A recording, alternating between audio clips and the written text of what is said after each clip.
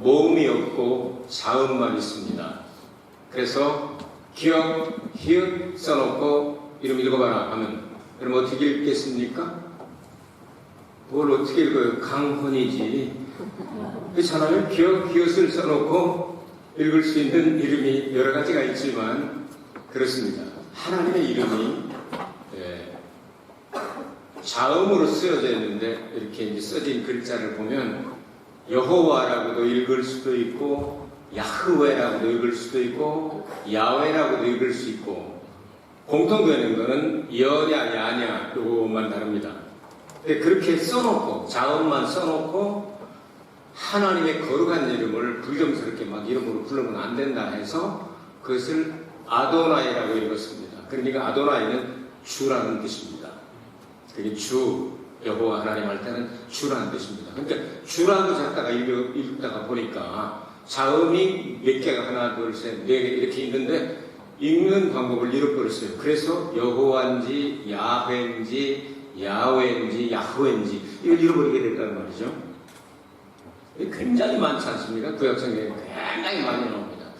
근데 신약성경에는 여호와라는 단어 자체는 한 번도 나오지 않습니다. 그런데 4번 나옵니다. 이게 무슨 얘기입니까? 할렐루야라는 단어가 신약에 딱 4번 나오는데 오늘 성경 본문에 나옵니다. 첫 번째 할렐루야, 두 번째 할렐루야, 세 번째 할렐루야, 네 번째 할렐루야. 야가 야흐웨, 여호와를 찬양하라 하는 뜻입니다.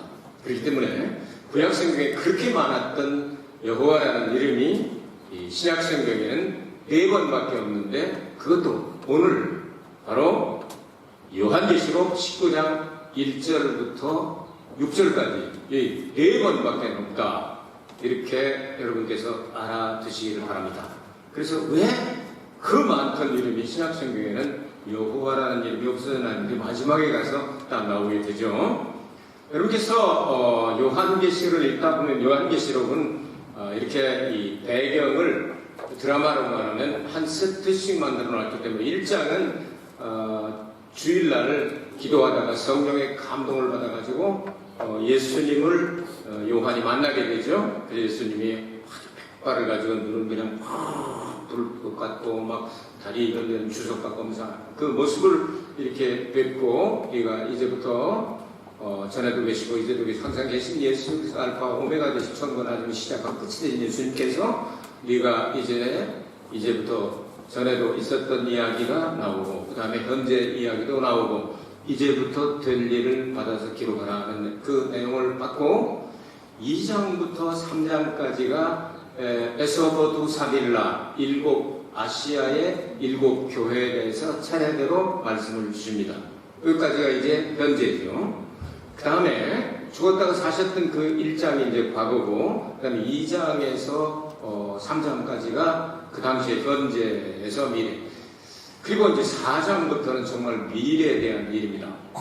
근데 4장에 이제 하나님의 성령에 이끌림 받아서 환상 가운데 요한이 어디로 가죠? 하나님의 보좌에 있는 대로 다 영이 끌려 올라가서 하나님의 보좌를 보게 됩니다. 4개의 생물이 있고 그 뒤에 또 24장로들이 나오고 하나님께서 앉으신 그 자리에 그 여러 가지 색깔이 있는 무지개가 다 걸치고 엄청난 옥황상제처럼 총옥 같고 이런 거기 딱 앉으셔서 이제 말씀을 하시고 이렇게 되면서 이제 앞으로 되어질 일들을 말씀하겠는데 요한은 다 7가지로 정리했다고 여러분은 성경 공부 시간에 다 배우셨습니다. 그래서 예수님께 사복음에 기록한 50개 기적 가운데 요한은 7가지만 딱 뽑았습니다. 그리고 요한복음 1장에는 하나님의 아들이란 이름도 7가지로 정리를 했고요. 그리고 내가 무엇이다 하는 건 하나님께서 사용하는 단어입니다. 내가 참 포도나무다, 내가 참 생명이다, 뭐 이렇게 한 게 7가지밖에 나오지 않습니다. 7으로 딱 맞추다가 7 소아시아 교회, 7 공인이죠. 그 다음에 7번째 인을 떼실 때 거기서 7개의 나팔이 팡 튀어나오죠. 그 7번째 나팔을 떼 하고 볼 때 거기서 7 대접 심판이 나오죠. 이렇게 7개로 딱 이렇게 정리를 쫙 해서 말씀을 기록을 했습니다. 자, 이 말씀을 기록하게 될 때 요한계시록 4장과 5장에 보면 그런 내용들을 이제 보면서 너무 막 봉인을 뗄 사람이 없고 막 그러니까 막 울고 그런 일도 나오지 않습니까? 그때 이제 울지 말라, 이 인을 떼기에 합당하신 분이 바로 어린 양이다 할 때 이제 찬양을 24장로와 그리고 네 생물과 함께 보좌에 앉은 어린 양을 찬송으로 시작하면서 소위 말하는 대환란이 시작이 됩니다. 그러니까 대환란이 시작이 될 때 찬양으로 시작합니다.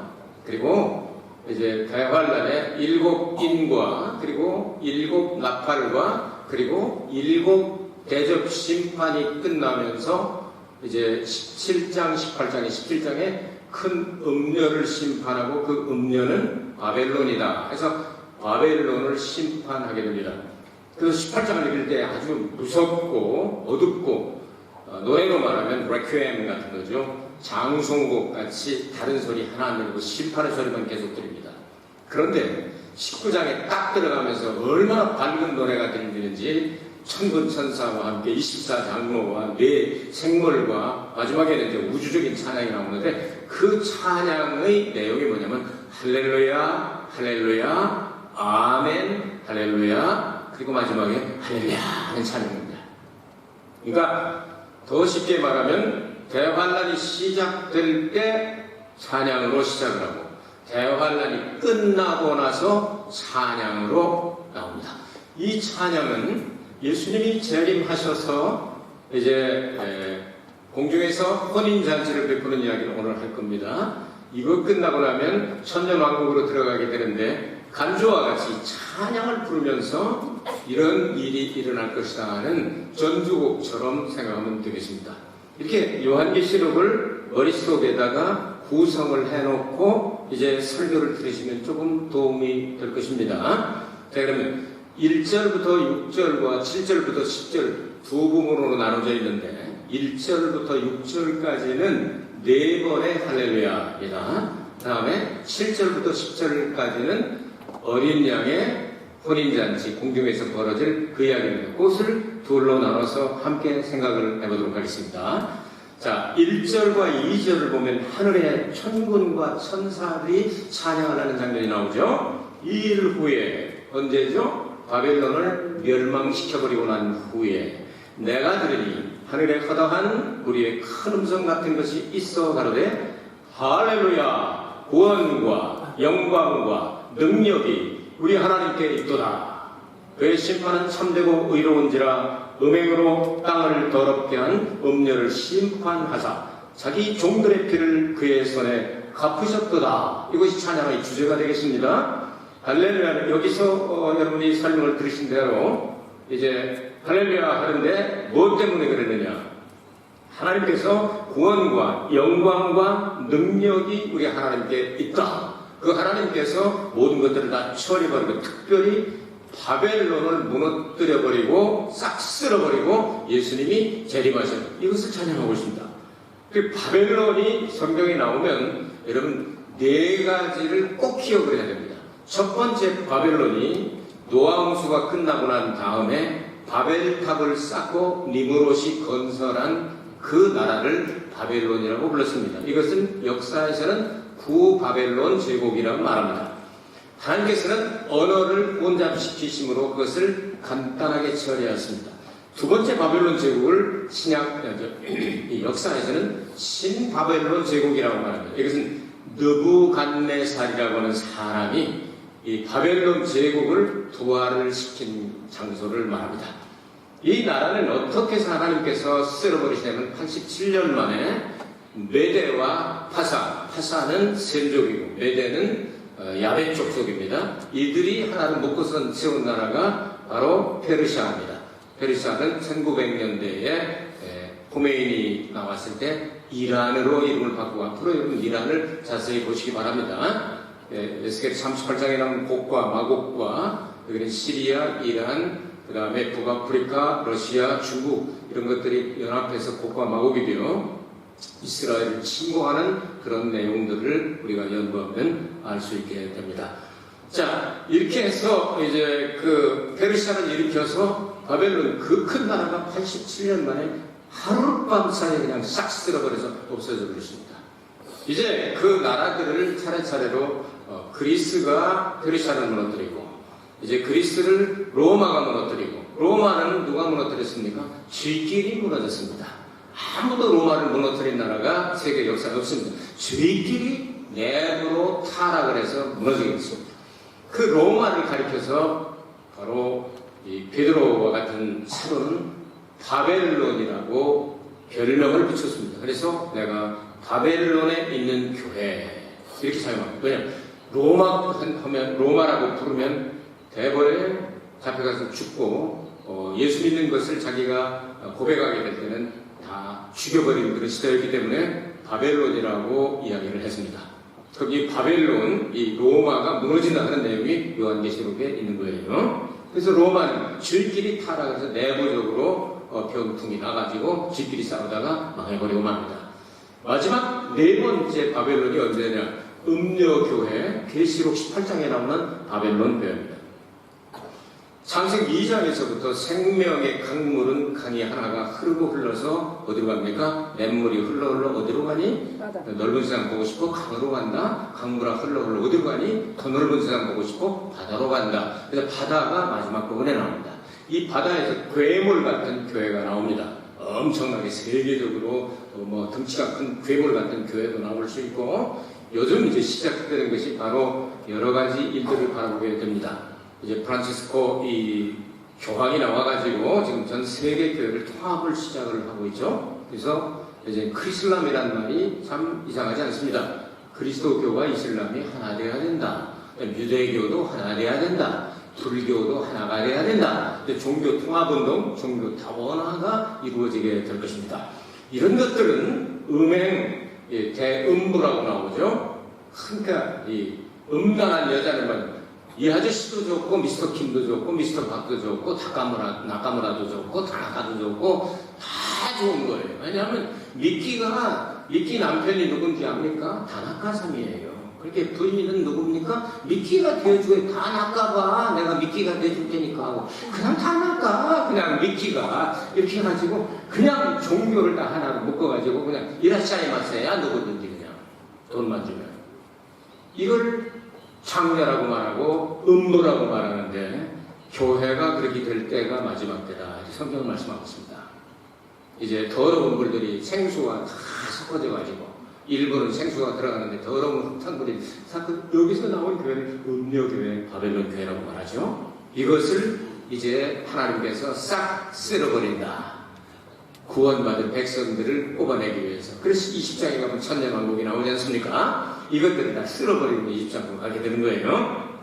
네 번째 나타나는 바벨론을 무너뜨린 이것 때문에 하늘에서 너무 기뻐가지고 이제 하나님의 계획이 이루어졌구나, 이것들을 다 쓸어버렸구나 하고서 찬송을 부르게 하는 겁니다. 그때 천군과 천사와 신구약성도 대표인 24장로와 하나님을 모시는 천사의 대표인 네 생물, 얼굴이 마테마가 누가 요한으로 네 가지 얼굴을 가진 이 그룹 천사, 케루빔이라고 말하죠. 하나님을 모셔서는 이 천사들이 함께 찬양하는데 바로 이 찬송이다 그 말입니다.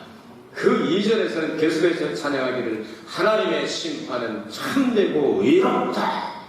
절대로 이거는 야마시한 일이 없다. 잘못하는 일이 없고 완벽하게 처리하고 심판한다니까 아무도 말할 수 없고 몽구를 댈 수 없을 만큼 완벽한 심판이 될 것이다. 이때 첫 번째 할렐루야가 나오게 됩니다.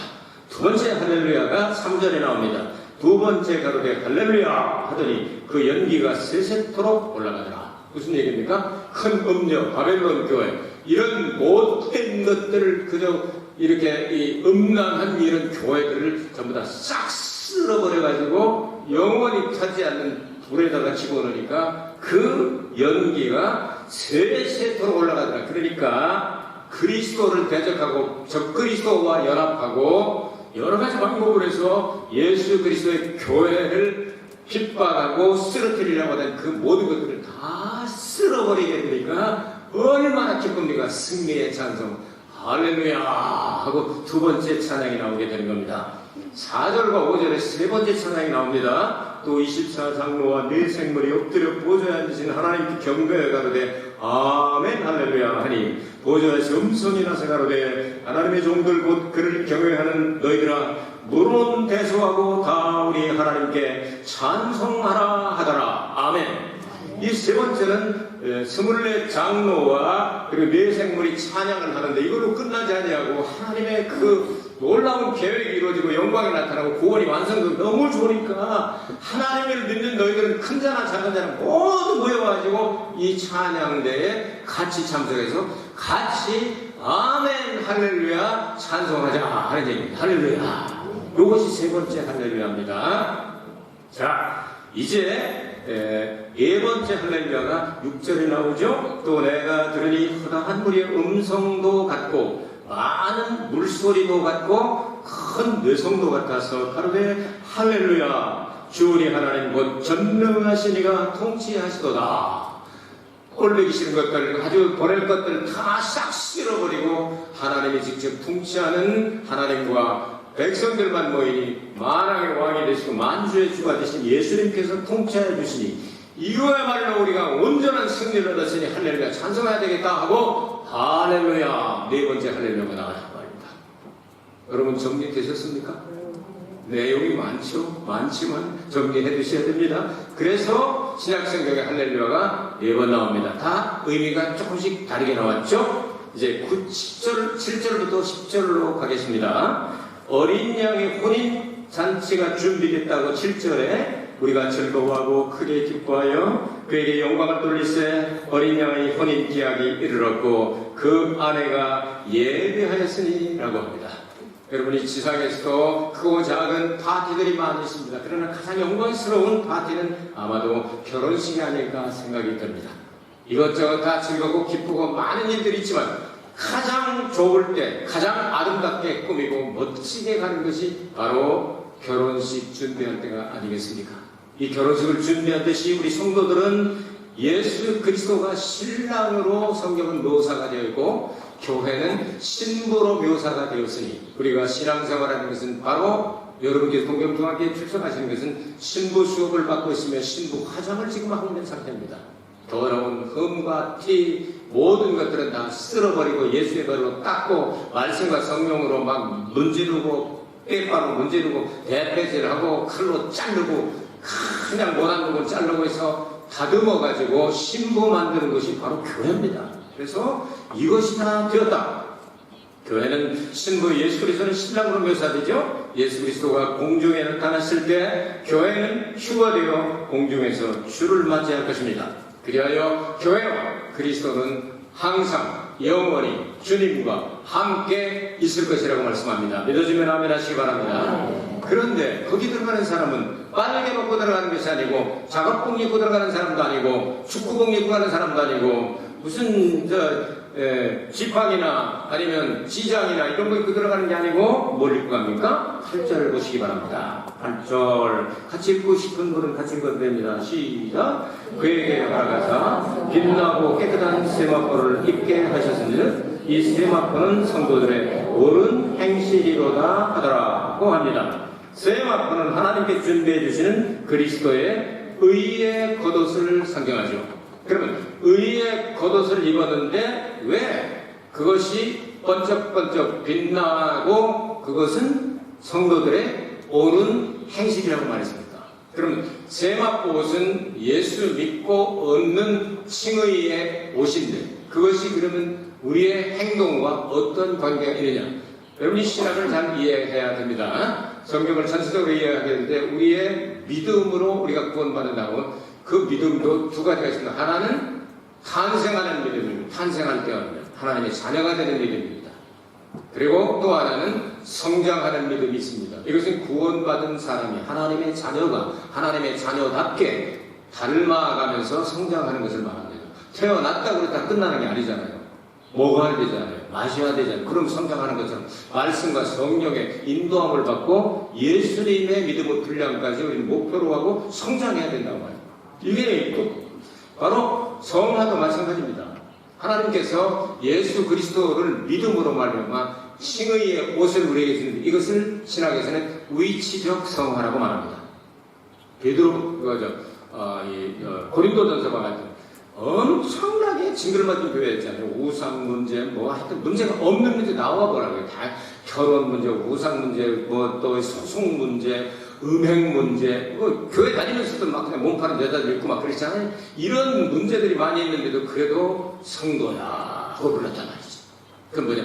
위치적 성화라고 말합니다. 예수 안에 들어왔기 때문에 아직 변화되지는 않았지만 성도로 불러주시는 겁니다. 그런데 이 성도라고 하는 것이 완성을 향하여 가서 완성되었을 때가 진짜 성도입니다. 여러분 그 여러 가지困난과 역경을 통하여 여러분 예수를 믿고 구원을 받았는데도 계속 성경에 금지하는 죄를 지으면 마음이 편할 리가 없잖아요. 근데 마음이 상하고 상처받고 쓰러지고 넘어지고 대갈배 깨지고 이만큼 이렇게 해가지고 엎어져도 그냥 뒤로 넘어져도 코 깨지고 막 이렇게 하면서 부대껴가지고 이제 이게 안 되구나 예수님 닮아가야 되겠구나 하고 하나씩 둘씩 버리지 않아요? 여러분 안 그러시죠? 처음부터 그냥 거룩 하시죠? 완전돼가지고 그냥 손 볼 데가 없죠? 얼마나 좋겠어. 이렇게 손 볼 데가 없는 사람으로 막 이렇게 하시면. 근데 그렇게 하면서 이제 손을 보신다고 하는 거예요. 신부다운 신부로 만들어 가시게 되는 거죠. 이게 완성할 때 이야기입니다. 예. 이렇게 해서 성도들이 옳은 행실이다. 그래서 세마포 옷을 입고 거기에 이제 막 빛나는 세마포 옷이라고 나오잖아요. 빛나고 깨끗하게 해놓고 빛나야 되는데 바로 우리가 하나님의 말씀을 순종해서 위치적 성화가 아니라 완성되는 성화를 향할 때 하나님의 말씀을 순종해서 착한 행실, 옳은 행실을 할 때마다 거기다가 빛나고 깨끗한 수를 놔준다고 한번 생각하면 들어가요. 그렇잖아요? 신부가 옷을 입고 들어갈 때 어떻게 입어요? 하얀 무명 광목 그냥 이렇게 휙 걷고 난 하얗게 들어갈 거야 이러고 들어갑니까? 옷을 매트라고 거기다가 팍 반짝반짝 빛도 나게 하는 것처럼 모든 것들을 준비해 하나님이 하신 우리 신앙생활의 옳은 행실을 통하여 신부의 옷이 번쩍번쩍 빛나고 깨끗해진다는 것이죠. 아시겠어요? 그러니까 구원은 하나님이라 이루어질 수 있는 것이지만 그 과정에서 우리가 할 일이 있다. 기도도 해야죠. 찬송도 하고 감사도 하고 드리기도 하고 선교도 하고 남을 위해서 중보기도도 하고 여러 가지 일들이 있지 않습니까? 하나님 명령하시는 그 내용을 통하여 우리의 신부의 옷이 빛나고 깨끗해진다. 이것이 성도의 옳은 행실이라. 그러니까 사람이 노력해서 구원받는다는 얘기가 아니고 하나님께서 옷을 준비했는데 거기다가 번쩍거리는 아주 돈 있는 사람은 다이아도 달고 들어가 주시잖아요. 내가 얼마나 돈이 많은지 여기다만 끼면 모자르나 하고서 여기다가 붙이고 들어갈 수도 있잖아요. 다이아가 그냥 돌멩이처럼 많은 집은 그럴 수도 있잖아. 천국에 들어갈 때 예수님께서 우리를 신부로 맞이해 주실 때 바로 옳은 행실을 많이 한 사람일수록 더욱 빛나는 세마포 흰옷이 될 것이 틀림없단 말이죠. 성경이 말씀한 것이니까. 9절을 갑니다. 이 예복을 입고 이렇게 되죠. 9절에 천사가 내게 말하기를 기록하라. 어린 양의 혼인잔치에 청함을 입은 자들이 복이 있도다 하고 또 내게 말하되 이것은 하나님의 참되신 말씀이라. 이렇게 했어요. 기록하라. 복이 있도다. 요한계시록에 복이 있도단 말씀이 7번 나옵니다. 1장 2절에서 3절, 14장 13절, 16장 15절, 19장 9절, 20장 6절, 22장 7절, 22장 14절. 그 중에 여기 나오는 7가지 복 가운데 4번째 복이 바로 이 예복을 입고 예수님의 혼인잔치에 참여한 사람이 복이 있다. 이렇게 말씀한 거죠. 여러분, 예수님의 신부인 교회가 되실 것을 믿습니까? 그럼 신부답게 삽시다. 우리 보통 사람 아니면 세상에 무슨 천황 집안의 며느리가 아니에요. 천황 집에 그것도 뭐 직계도 아니고 그 동생네 딸의 뭐 남편이 된다고 하는 사람이 뭐 그 엄마가 뭐 더 빚을 져가지고 지금 결혼을 시키냐 안 시키냐 시끄럽잖아요. 그러니까 돈이 좋아가지고 그냥 이 사람 아니면 안 되겠다고 하는데 그 엄마가 보니까 이혼도 하고 뭐 빚도 많이 지고 해가지고 돈을 많이 빚을 많이 져가지고 결혼을 시키나 마냐 이러고 아주 지금 그 천황 동생이 아주 나오면 할 말이 없어. 코스염길로 할 말이 없어. 맨날 그러잖아요. 할 말이 없다는 거야. 안 시키고 싶은데 돈이가 좋다고 그냥 저러고 있으니. 왜냐하면 천황 자식들 댕기는 그 각시인가 어디서 거기서 이혼회를 해가지고 우리는 그런 정도가 아니다 말이지. 하나님의 독생자의 신부감이라는 말이죠. 그러니까 아주 정말 멋이 기레이 여기 해야 되는 거야. 예? 기레이. 일본말 기레이는 예쁘다도 있고 깨끗하다도 있잖아요. 기레이 해야 돼요, 우리. 그래가지고 주님이 바라보실 때 정말 마음이 쏙 드는 그런 신부감이 되어야 되지 않겠습니까? 아멘. 자, 그러면 예수님께서 이 혼인잔치를 언제 할까? 마태복음 24장 29절부터 보니까 환난 후에 곧 착시로 태양이 떨어지고 달이 피피처럼 돼버리고 환난 후라고 말씀하죠? 요한계시록 7장 14절에 보니까 그 24장로들인데 요한이 그걸 보지 않아요? 이스라엘 백성은 14만 4천 명과 셀 수 없는 수많은 사람들이 종려다리를 들고 막 기원 믿고 찬송하면서 이렇게 나오고 이 사람들을 어디서 왔습니까? 했더니 질문을 했더니 요한이 난 모릅니다. 당신이 아니지 않습니까? 했더니 대답해 주겠다고 이들이 큰 환난에서 나왔다. 그럼 큰 환난 봤다는 얘기야? 안 봤다는 얘기야? 큰 환난에서 나왔으니까. 그럼 여러분 어디서 나오셨죠? 여러분 어디서 나오셨죠? 뭘로 안 봐서 엄마 뱃속에서 나오셨죠? 그럼 엄마 뱃속에 있다는 얘기 없다는 얘기예요. 거기서 나왔다는 거예요. 큰 환난에서 나온 자 성경이 분명히 말씀하고 있잖아요. 그러니까 예수님께서 이 7년 환난 끝나고 난 다음에 공중에 재림하시는 걸 여기서 기록을 하는 거예요. 요한계시록 19장에 가서 비로소 기록하는 거잖아요. 그 7년 환난 오기 전에 간다, 뭐 후에 간다면 구원과 상관이 있는 얘기는 아니에요. 구원은 은혜로 받는 것이니까 예수님 믿고 받는 거니까 이게 이 준비가 다른 거지. 7년은 안 겪는다. 세상아 자리 가라 안 간다. 7년만 오기 전에 안 간다. 너희들만 환난당해라고 간다고 그랬다가 7년 후는 덥게 되면 어떡할 거야. 여행을 한 달 가야 되는데 아무것도 준비 안 한 사람하고 트렁크에다 한 달분을 넣어놓은 사람하고 누가 편안할까? 그걸 말이라고 그래요? 뻔하지. 그래서 예수님이 언제 오시든 우리는 환난이 다가와도 우리는 준비하고 예수님이 이긴 힘을 주실 것이라고 견디고 나갈 걸 준비하고 있다가 예수님이 언제 오시든지 만나면 되는 거 아니에요? 아멘이죠? 그러나 성경을 자세히 보면 예수님이 나타나시는 그 장면에 늘 예수님 말씀은 환난 후에 내가 온다. 예수님 지금 말씀하시잖아요. 요한계시록에 신학으로 여러분 살릴 신학도 필요한 것입니다. 아무데 무턱대고 그냥 하면 안 되니까 신학도 울타리치는 게 필요한데 성경이 뭐라고 말씀하시느냐 더 중요한 거예요. 신학은 성경을 연구하는 학문이지 성경이 아니에요. 성경이 기록한 대로 드디어 나는 아무리 찾아봐도 예수님이 공중에 재림하신다, 공중 혼인잔치 한다는 게 요한계시록 19장 2절에서 없어요. 데살로니가서 4장에 공중에 올라간다 한 말씀이 있고 여기에요. 그러니까 여러분께서는 준비를 철저히 하시고 환난이 와도 이길 힘을 주시니까 그리고 환난이 다 와서 주님을 예배하고 찬양하고 막 종려나무 가지를 들고 힘을 입고 찬송한다고 그러잖아요. 거기 안 가면 말짱황이요? 거긴 반드시 가야 되는 거예요. 어떤 일이 있어도 거긴 가야 되는 거예요. 거기 못 가면 지옥이요. 거기 못 가면. 거긴 반드시 가야 되는 거예요. 반드시. 꼭 가야 되는 거예요. 정말로 가야 되는 거예요. 혼돈이 가야 되는 거예요. 쩐다. 완전히 가야 되는 거예요. 정말로. 여기에 우리 가기 위해서 우리는 신앙생활을 이렇게 하고 있잖아요.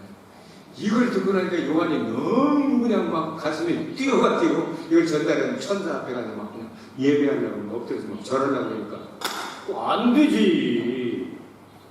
나도 너희들처럼 하나님을 섬기는 종이야. 종이 무슨 절을 받아? 안 돼. 누구만 받으라고? 성경이 뭐라고 기록했어요? 오직 누구만? 하나님께만 예배하라. 그런 말씀이에요. 요한은 이제 천년왕국 갖고 새하늘과 새 땅 이야기를 듣고 너무 그냥 붕 떠가지고 또 잃어버리고 22장에 가서 또 저러려고 그래. 그건 안 돼. 그랬더니 하지 말랬잖아. 아니야. 하나님만 예배해야지. 하고 또 22장에서 가르쳐 주잖아요.